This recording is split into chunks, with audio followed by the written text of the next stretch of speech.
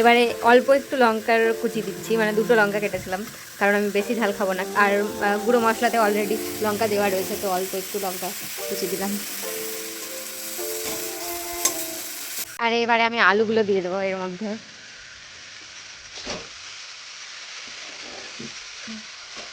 এবার এর মধ্যে আমি হলুদ গুঁড়ো আর লঙ্কা লঙ্কা গুঁড়ো এখন দিব, হলুদ গুঁড়ো আর লবণটা দিই।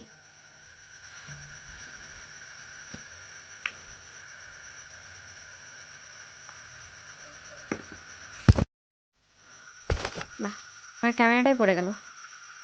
হলুদ গুঁড়ো আর একটু দিই, ব্যাস।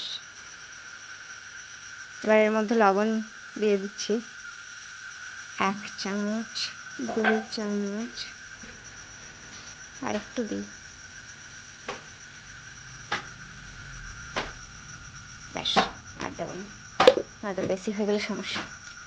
এবার এটাকে পুরো